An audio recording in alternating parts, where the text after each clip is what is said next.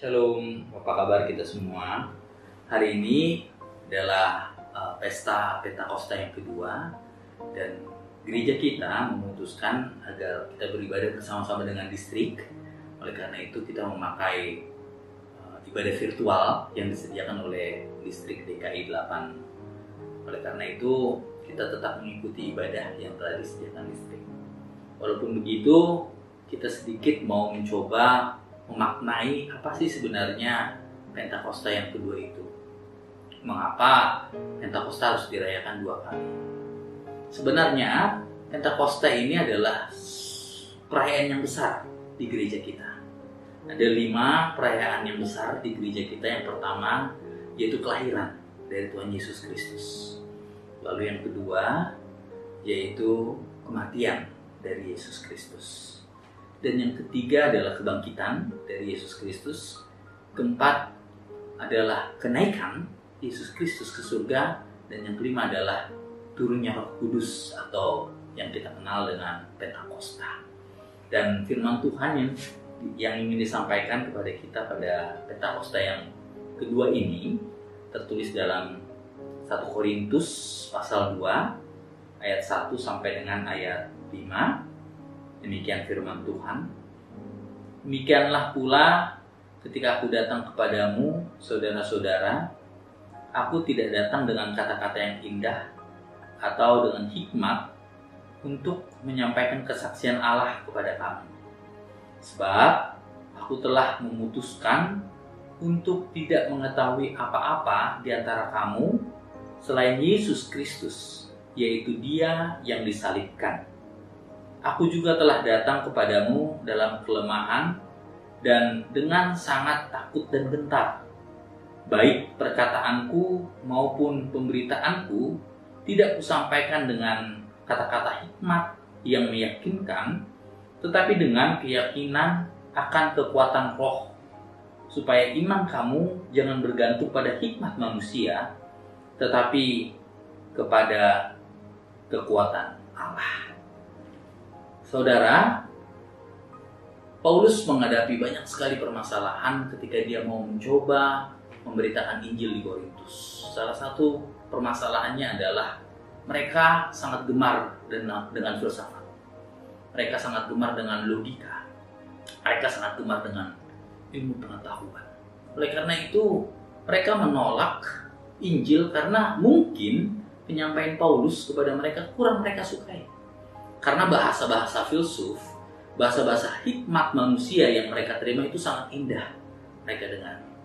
Ketika kita perhadapkan dengan kehidupan kita sekarang ini juga banyak sekali orang yang menolak Injil karena mengejar ilmu pengetahuan. Apalagi dengan kecanggihan kita sekarang ini, era revolusi industri yang keempat, semua orang mencari ilmu pengetahuan. Apakah itu salah? Tidak.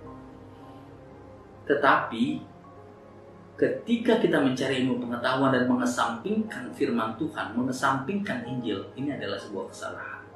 Pengetahuan tanpa firman Tuhan berbahaya.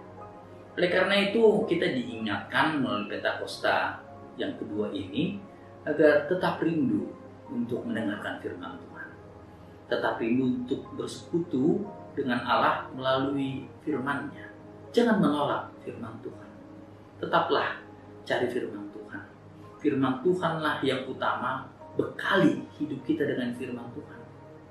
Setelah kita membekali diri kita dengan firman Tuhan, barulah kita bekali diri kita dengan ilmu pengetahuan yang ada di dunia ini.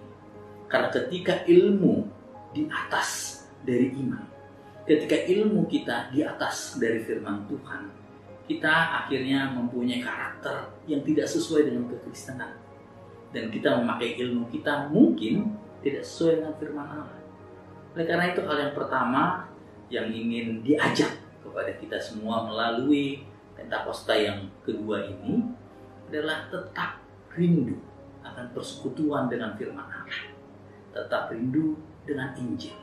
Apalagi kita sekarang era teknologi yang canggih ini, firman Tuhan ada di mana-mana. Tetap cari firman Tuhan. Tetap cari Injil itu. Karena firman Tuhan adalah kekuatan di dalam kehidupan kita. Lalu hal yang kedua yang ingin disampaikan kepada kita melalui firman Tuhan kepada kita hari ini adalah banyak sekali kita yang datang mendengarkan firman Tuhan bukan karena firman-Nya, tetapi karena pengkhotbahnya.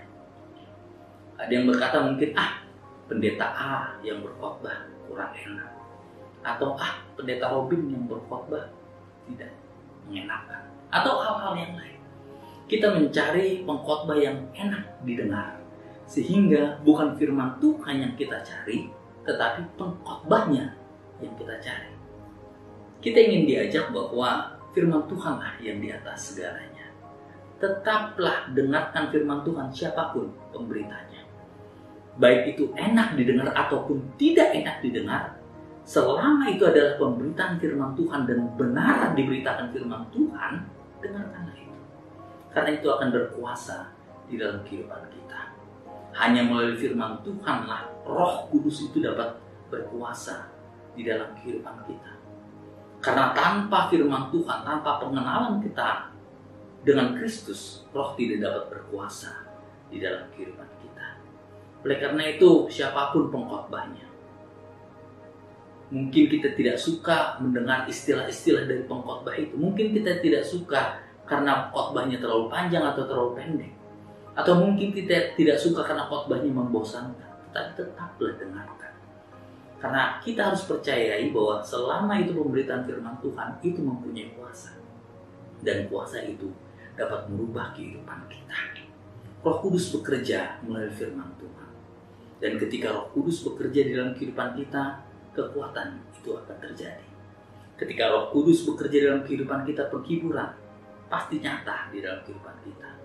Dan ketika Roh itu bekerja dalam kehidupan kita, sukacita, damai sejahtera pasti dapat kita rasakan di dalam kehidupan kita. Oleh karena itu, Pentakosta yang kedua mengingatkan kita bahwa firman Tuhan, Injil, di atas dari segala sesuatu. Dan baiklah kita mencari firman Tuhan. Tetap dengarkan firman Tuhan. Tetap kita memfokuskan diri hanya kepada firman Allah. Dan itulah yang membuat kita dikuasai oleh Roh Kudus. Dan akhirnya damai sejahtera, sukacita akan berlimpah di dalam kehidupan kita. Selamat Pentakosta kepada kita semua. Selamat beribadah kepada kita semua. Tetap kita jaga kesehatan kita dan tetap kita memuji memuliakan nama Tuhan.